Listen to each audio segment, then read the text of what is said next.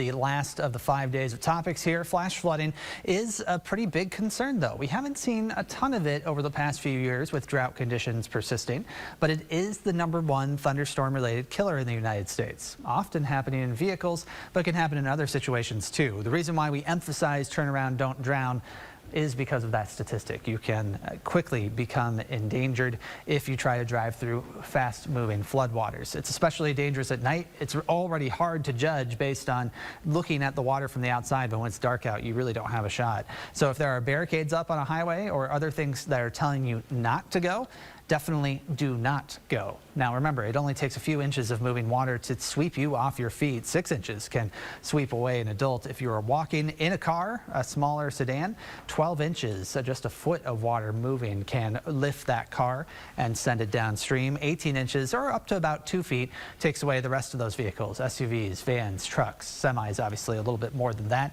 but it does not take much. That's the emphasis.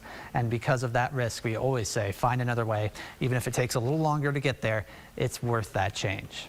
Now you can keep an eye on changing weather around eastern Iowa this weekend by downloading the free First Alert Weather app. As you plan your weekend, it'll give you the timing on when rain could fall in your area.